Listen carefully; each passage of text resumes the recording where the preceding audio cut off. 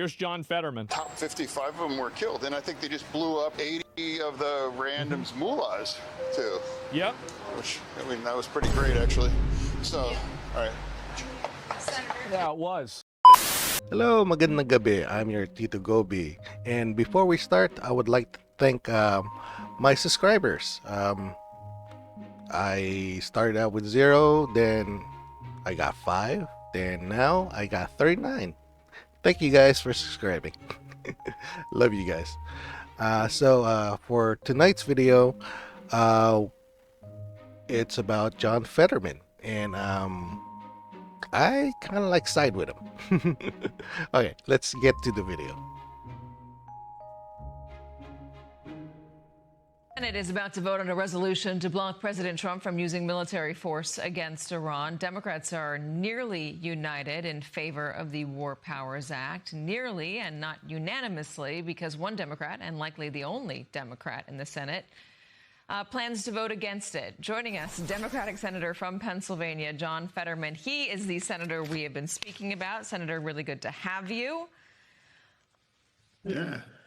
Okay, so I want to ask you. If you don't know, Senator John Fetterman is a Democrat, and he voted no on the war. Well, he voted no on stopping Trump from continuing the war. Yes, yeah. Why you are out of step with the rest of your party? They say there was no urgency to this. It did not need to happen now, and they say there's no plan. Why do you disagree? What did you hear differently? Well, as far as I know, all of my colleagues that you just ran their clips of them, how they're describing and that, right? They've all say that, you know, we must never allow Iran to acquire a nuclear bomb. Great. And now every other of them also thinks now no one is going to weep that the Ayatollah is gone now too. Now those things, they all agree on that. And then when that happens, why can't you just acknowledge that that's actually a good thing? You know, or do they really mean that? Or do they don't care if Iran ever has a nuclear bomb? Or that a man that just 2 weeks ago executed tens of thousands of its own young citizens in their uprising. So now I think it's pretty fair to just call that it's a much better situation for Iran now not have a nuclear bomb. It's also someone of the most evil people alive at that point now has been erased now to along with many of the other parts of the leadership. So I'm a guy that's going to be. I think that's a good thing. Call that what it is. That doesn't mean you have to agree on everything. And now, if anyone that's watching, you know, check with the War Powers Resolution for 73. That requires that after 48 hours, you provide a notification, and the president has done that. And then it's up to 60 days with an extension of maybe 30 days. So I believe we're 115 hours into it so far. So it's not necessarily sufficient right now. Senator, what you said about the Ayatollah and the not wanting them to get nukes, that has been the situation now for a long time, for many, many years. Nobody likes the guy. Nobody wants him to have nukes. Much of the population doesn't like the guy, and they have killed protesters in the past. Maybe this last go-around was the deadliest, but they have done it in the past. Why now, though? Why did the administration decide to attack now? What was the urgency about this moment? Well, because if bringing people back into the past, you know, I was the only Democrat that actually supported last summer when the president struck with the nuclear facilities back in Iran. I thought that was a good thing because Iran had about 900 pounds of just step below weapons grade uranium. And I think, you know, it's an entirely appropriate thing that's done. So I would just encourage people to just, are you really serious about making sure that Iran could never acquire a nuclear bomb? And, you know, if that happens, just acknowledge that's a good thing for the world. And that's definitely a great thing for Israel. Israel deserves to live in that kind of security and that kind of a peace as well. And now this incredibly evil Iranian regime, now being able to wipe them out just in a strike, I think that makes the world safer and better right now. And that doesn't mean that the war or whatever you want to call that is not without significant risks. Absolutely. But overall, where we are, I think, it also demonstrates now that Iran is not longer the kinds of threat that it was there. Remember, Iran was behind 10/7 and all the kinds of massacre and the misery and the death and destruction in the region now, too. Yeah, I think you're right. Listen, Iran has been a bad actor for many years now. Again, nobody likes Iran.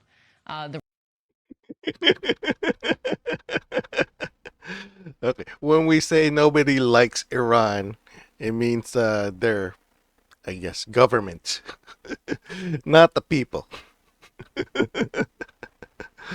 Oh man. Nobody likes Iran. No, no. We love the people of Iran. We just don't like the people who's ruling Iran. The region doesn't like Iran. The people don't like the leaders. I'm talking about the leaders. The leaders in Iran. There you go. They're not good people. No one likes them. Yes. Yeah, and it's good that they're dead now. But the question is, what comes now? And are we fueling an operation that has a clear strategy, one that will work? The president said yesterday that he's not quite sure what will happen. The worst case scenario. Here's the thing. We're already in it. Like it or not. Trump got us in there. That doesn't mean we should pull out. No. That's going to make America look weak. If you start something, you finish it. Even by mistake. Don't half-ass it. If you're in there, don't pull out. Finish it. Scenarios that somebody worse takes over. Yeah, are you confident this administration knows what they're doing and they're not going to make it worse than it already is? No, what I'm saying, what I am confident in, that the world is better, that Iran can now not acquire a nuclear bomb. And I am confident knowing that the world's better than having that garbage erased as that happened. And now ask all the people that are going to be on here from my colleagues here saying, were you serious? Should you really want to make sure that region more safe and more security, and now really want to stop Iran from acquiring a nuclear bomb? Why can't you just say that's a good thing right now? And that's part of being honest. And I know probably the most toxic thing you can do as a Democrat is to agree with the president about anything at this point. And now, so just, I think people in the base, the people in Pennsylvania and the country, I would say, hey, as a committed Democrat, I can say, I think this is a good thing. And now where we are now, I'm proud to stand with Israel. And now you have people like Governor Newsom now is going to criticize or describe Israel as an apartheid state. And now for these things, I disagree strongly. I'm a pro-Israel Democrat. And it's unfortunate that's becoming more and more unfortunate as a Democrat. But now you're very energized that you can now flip Texas, because flipping a red seat is a big deal. And I'm the only one that's done that. And now, if people are describing that capturing the majority of the Senate is about 45% by one of those outfits, well, then that makes me number 51. If that's happened, that puts me right there on the cusp. And I'm a committed Democrat. So I think if you want to flip red seats, you need. He's my kind of Democrat. I'm pretty much like him. Okay, so here's the thing. Next step. Here's the next step that America should take. We should really put boots in Iran. We should send people over there to actually, I guess, police. I'm not really quite sure what the words are, but we actually need to get in there and establish some kind of, not law, more like order. We need to get all those terrorists out of Iran, you know. But here's the thing. Let's see, Iran's population. Let's check out the population in Iran. Oh, there you go. I looked it up before.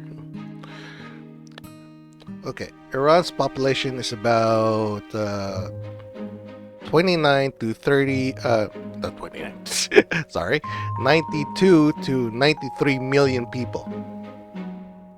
That's the entirety, right? In population of Iran in favor.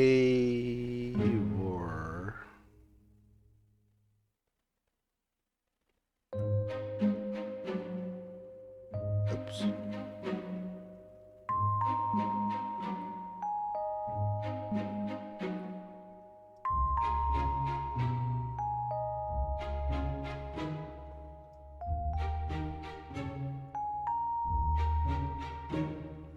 Okay, so I'm looking up the population of Iran in favor of the Ayatollah. Okay, recent surveys indicate that a significant majority of Iranians oppose the current Islamic Republic. Okay,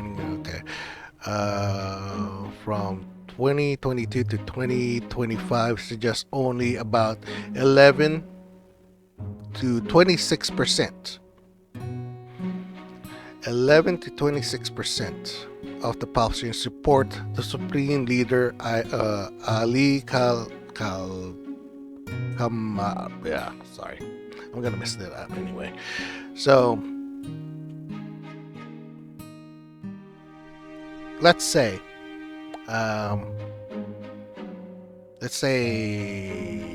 what, in between 11 and 26%, around let's say around 15%. That's in the middle, right? 11. Let's do this. Let's do a little bit of math. 26 minus 11 is 15. Right? 26 minus 11 is 15. Alright, so let's say 15%. 15% of 93 million. 15% of 93 million. 93 million.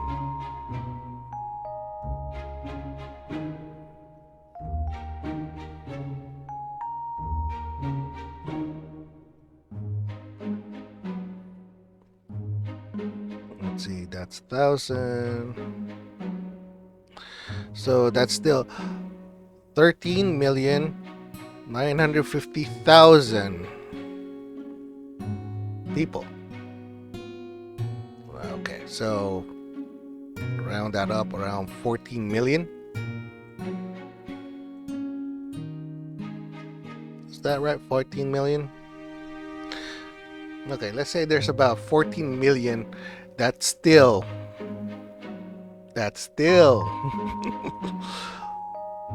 loves the Ayatollah. So that's 14 million potential suicide bombers. 14 million potential sleeper cells. 14 million potential armed militia. And these guys are crazy. They will kill any foreigner now.